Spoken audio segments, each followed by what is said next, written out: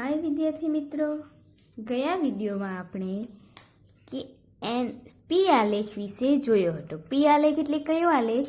ખામી પ્રમાણનો આલેખ। કે જ્યારે તમને દાખલામાં જણાવેલ હોય કે નીચેની માહિતી માટે ખામી પ્રમાણનો આલેખ દોરો, બરાબર? કે દાખલામાં ખામી પ્રમાણનો આલેખ દોરવા માટે જણાવેલ હોય તો તમારે ત્યારે કયો આલેખ દોરવાનો છે? પી આલેખ। ઓકે, હવે આજે આપણે જોવા જઈ રહ્યા છે ખામીવાળી વસ્તુઓની સંખ્યાનો આલેખ। ઓકે, ખામીવાળી વસ્તુની સંખ્યાઓનો આલેખ કે જેને આપણે કહીશું એનપી આલેખ। ઓકે, સો તેની આજે શરૂઆત કરીએ છીએ। જેવી રીતે એક્સ બાર આર અને પી આલેખમાં તેની નિયંત્રણ સીમાઓ હતી, તે જ રીતે ખામીવાળી વસ્તુઓની આલેખમાં પણ તેની નિયંત્રણ સીમાઓ જોવા મળશે, બરાબર? સૌ પ્રથમ શરૂઆત કરીએ ખામી પ્રમાણની વસ્તુઓના। ખામીવાળી વસ્તુની સંખ્યાનો આલેખ, બરાબર? જેને આપણે શું કહીશું? એનપી આલેખ। તો આ એનપી આલેખમાં તમારે કઈ કઈ ગણતરી કરવી પડશે? સૌ પ્રથમ તો તમને આ દાખલામાં ખામીવાળી વસ્તુ આપી લીધેલી હશે।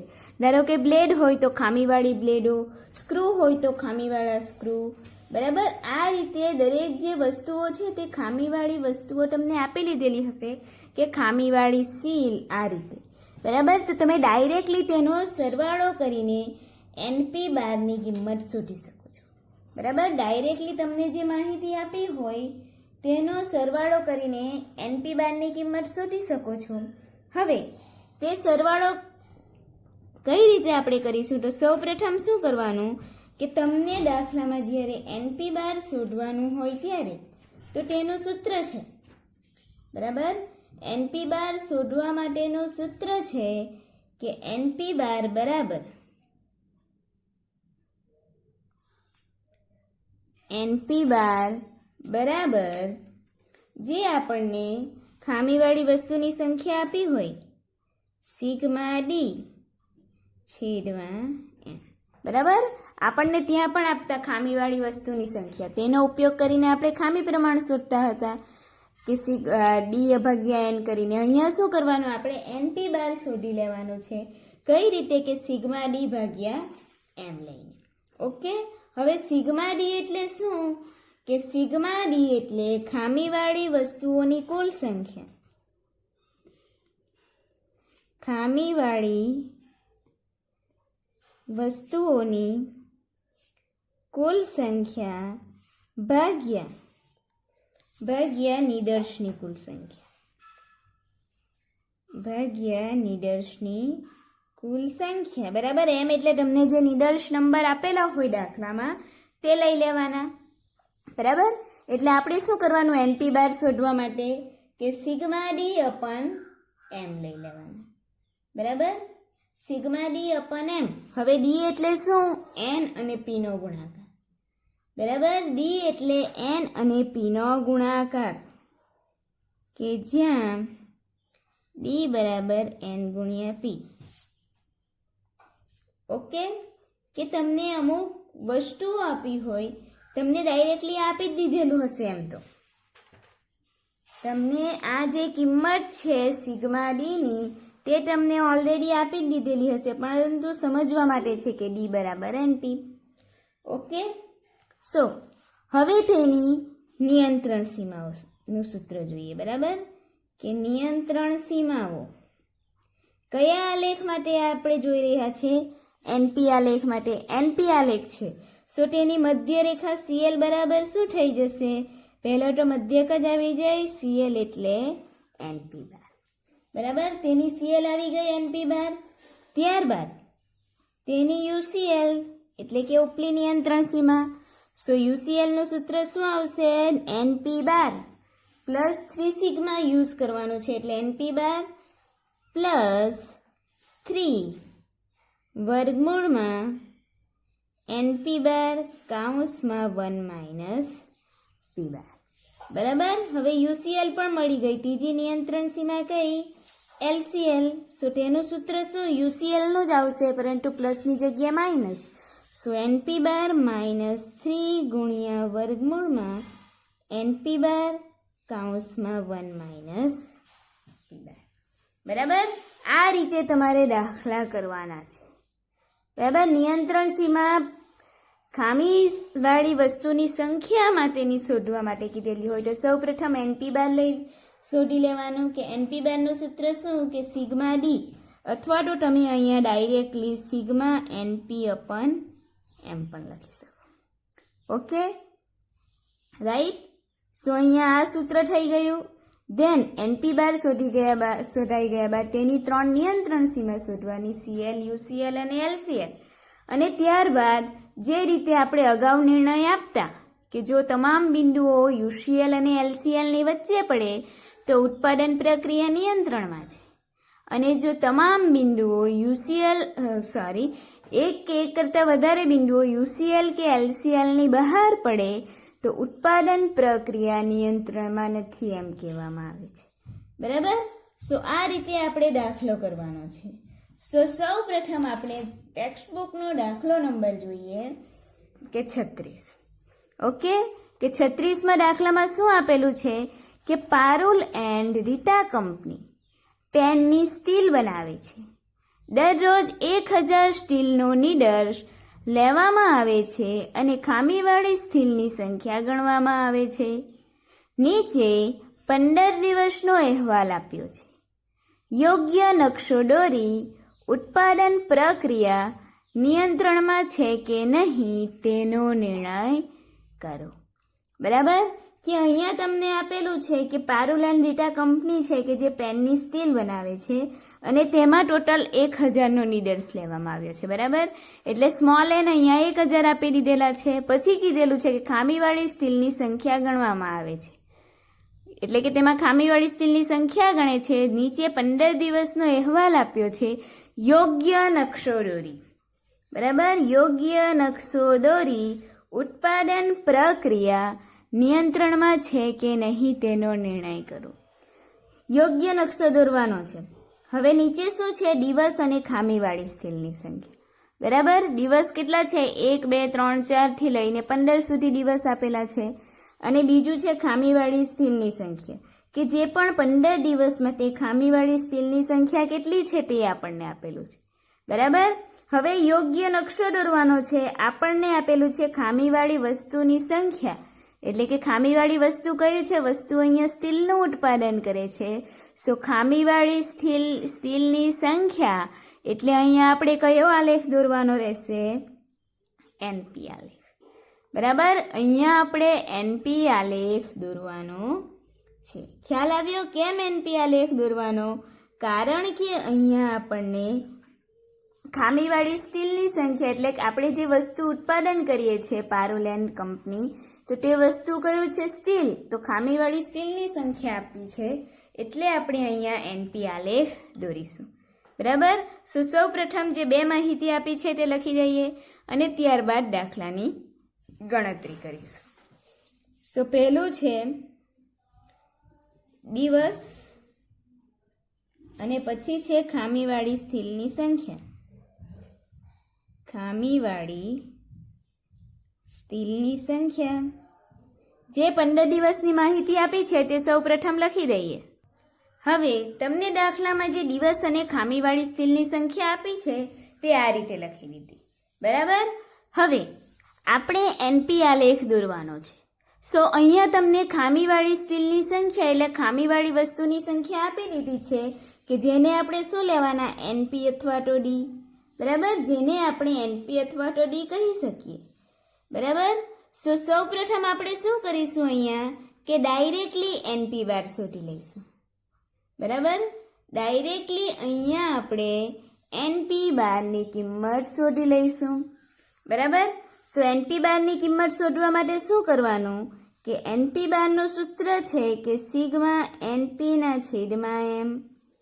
રાઈટ. એનપી બારનું સૂત્ર છે સિગ્મા એનપી ના છેદમાં એમ. હવે એનપી એટલે શું? કે ખામીવાળી સ્ટીલની સંખ્યા. બરાબર, ખામીવાળી સ્ટીલની સંખ્યા. સૌ પ્રથમ તેનો આપણે સરવાળો કરી લઈએ.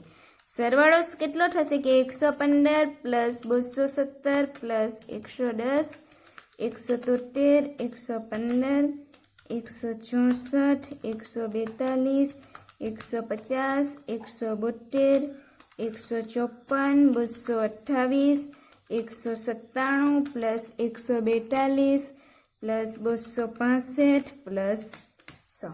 એટલે સરવાળો તમારો અહીંયા આવશે કે 2444. 2444 એ તમારો શેનો સરવાળો આવ્યો કે ખામીવાળી સ્ટીલની સંખ્યા કે જે આપણા એનપી છે. સો એનપીનો ટોટલ કેટલો મળી ગયો 2444. હવે એમ એટલે શું કે અહીંયા જેટલા દિવસ માટે અથવા નિદર્શની માહિતી આપેલી હોય તે, બરાબર. તો અહીંયા કુલ 15 આપેલા છે દિવસ, એટલે 15 નિદર્શ થઈ જશે, એટલે 2444 ભાગ્યા 15 કરીશું. સો આપણને અહીંયા એનપી બાર મળશે 162.93. ઓકે, એનપી બાર આપણને મળી ગયો 162.93. ઓકે, સો એનપી બાર થઈ ગયો. હવે આ દાખલામાં આપણને એક પી બારની કિંમત જોશે, બરાબર. પી બારની કિંમત આપણે શોધવી પડશે. કેમ શોધવી પડશે? તમે અહીંયા લખી શકો કે પી બાર એનપી બાર શોધી લીધા બાદ આપણે પી બાર શોધવાનું છે. તો પી બાર કઈ રીતે શોધવાનું? આપણી પાસે એનપી બાર છે. સો એનપી બારને ભાગીશું એન વડે, તો આપણને અહીંયા પી બારની કિંમત મળી જશે, બરાબર. સો અહીંયા શું કરવાનું? નાવ હવે આપણે પી બારની કિંમત શોધીશું કે પી બાર બરાબર આપણી એનપી બારની કિંમત શોધી લીધી અને આપણી પાસે દાખલામાં કુલ એન પણ છે. એનપી બારની કિંમત કેટલી આવી? 162.93 ના છેદમાં એન કેટલા છે દાખલામાં? આપણને અગાઉ જ કીધેલું હતું કે નિદર્શ કેટલાનો લેવામાં આવ્યો છે? 1000 સ્ટીલનો નિદર્શ, બરાબર. એટલે એન કેટલા લેવાના? 1000. એટલે કેટલા થઈ જશે? 0.16293. એ તમારું શું આવી ગયું અહીંયા? પી બારની કિંમત, બરાબર. હવે આપણને સૂત્ર શું છે દાખલાનું કે તમે જો દાખલાની ગણતરી કરશો તો સૂત્ર છે કે યુસીએલમાં આપણને જોઈએ 3 ગુણ્યા વર્ગમૂળમાં એનપી બાર ઇન્ટુ 1 માઇનસ પી બાર, બરાબર ને. સો આપણે આ વર્ગમૂળની કિંમત સૌ પ્રથમ શોધી લઈએ. શું છે વર્ગમૂળવાળી કિંમત? કે વર્ગમૂળમાં એનપી બાર કૌંસમાં 1 માઇનસ પી બાર. સો અહીંયા શું થશે કે વર્ગમૂળમાં એનપી બારની કિંમત આપણને કેટલી મળી? 162.93 કૌંસમાં 1 માઇનસ પી બાર એટલે 0.16293, બરાબર. સો અહીંયા શું થશે કે 162.93 પછી 1 માંથી માઇનસ કરીશું 0.16293 એટલે તે કેટલા આવી જશે? 0.83707, બરાબર. હવે આનો ડાયરેક્ટલી ગુણાકાર કરીને આપણે વર્ગમૂળ લઈ લેશું.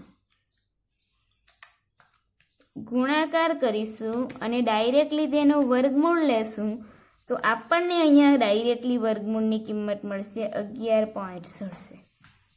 ઓકે, અહીંયા આપણને ડાયરેક્ટલી વર્ગમૂળની કિંમત મળી જશે કે 11.67. સો આપણને આ વર્ગમૂળની કિંમત મળી ગઈ. હવે આપણે શું કરીશું કે હવે આપણે ત્યારબાદ નિયંત્રણ સીમાઓ શોધીશું, બરાબર. તો લખી દેવાનું કે નિયંત્રણ સીમાઓ. સૌ પ્રથમ સીએલ બરાબર શું કહેવાય? એનપી બાર. સો એનપી બાર બરાબર આપણને કિંમત કેટલી મળેલી છે? 162.93. સો તે આપણે અહીંયા એનપી બાર બરાબર લખી દઈશું. દેન સેકન્ડ નિયંત્રણ સીમા યુસીએલ. સો યુસીએલનું સૂત્ર શું છે કે એનપી બાર પ્લસ 3 વર્ગમૂળમાં એનપી બાર કૌંસમાં 1 માઇનસ પી બાર.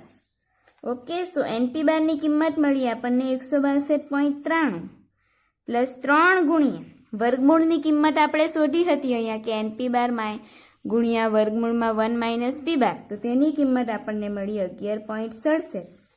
સો અહીંયા શું થશે કે 162.93 પ્લસ 3 ગુણ્યા 11.67 કરીશું તો ગુણાકાર આપણને મળશે 35.01. સો બંનેને પ્લસ કરીશું સો બંનેને પ્લસ કરીશું તો આપણને સરવાળો મળશે 197.94. ઓકે, સો યુસીએલ આપણને કેટલી મળી કે 197 પોઈન્ટ, અહીંયા 11.68 લઈ લેશું. હા, સો 11.68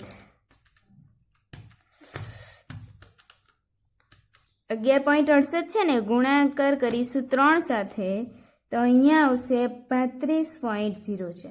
હવે બંનેને પ્લસ કરીશું તો અહીંયા આપણને મળશે કે 197.97. ઓકે, સો આ આપણી યુસીએલ મળી ગઈ. દેન નેક્સ્ટ શું શોધવાનું છે? ત્રીજી નિયંત્રણ સીમા એલસીએલ.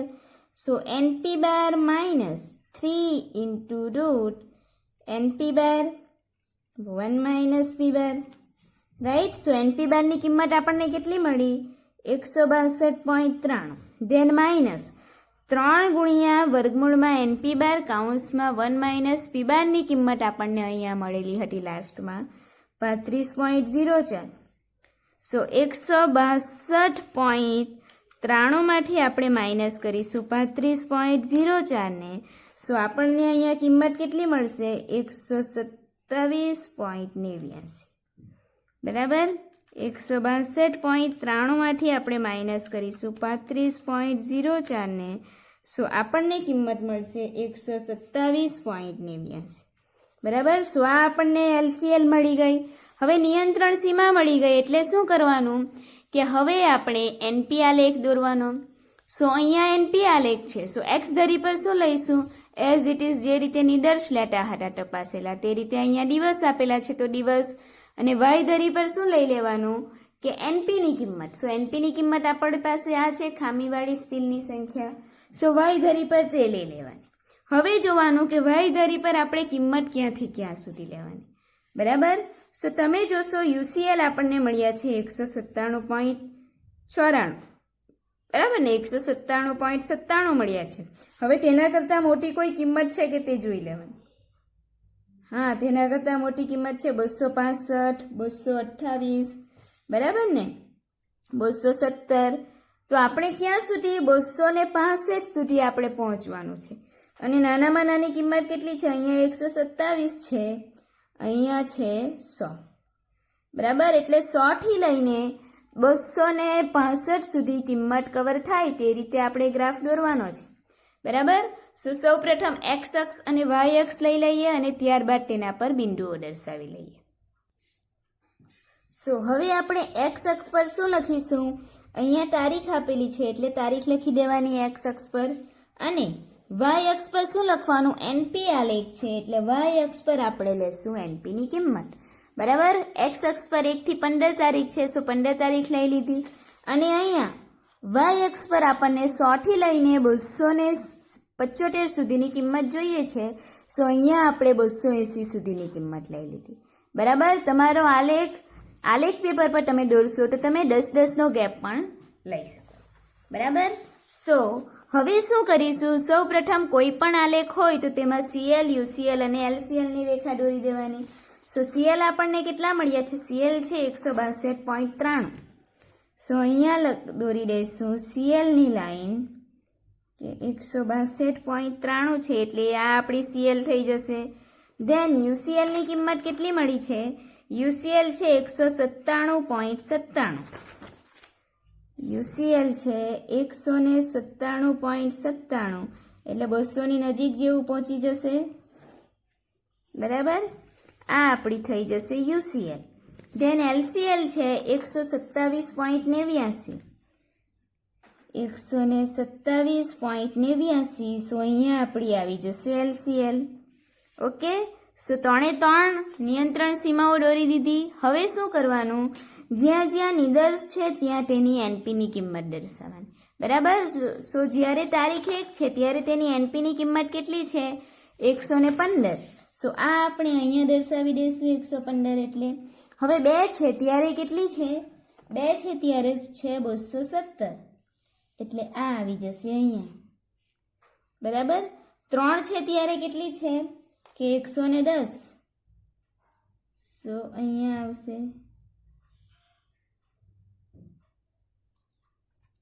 4 છે ત્યારે કેટલી છે? 173.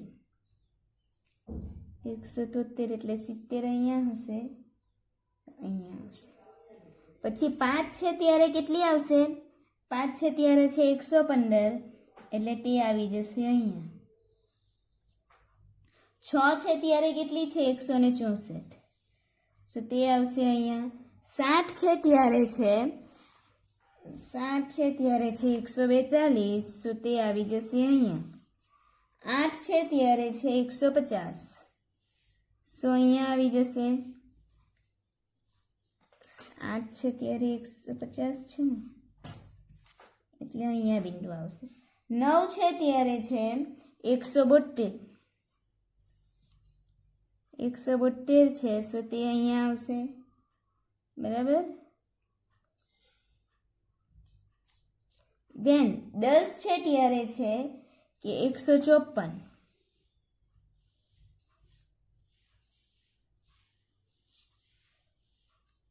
પછી 11 છે ત્યારે બિંદુ છે 228.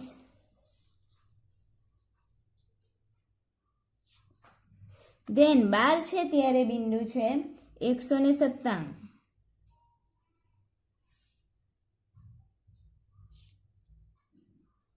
બરાબર. 13 છે ત્યારે છે 142. 14 છે ત્યારે છે 265.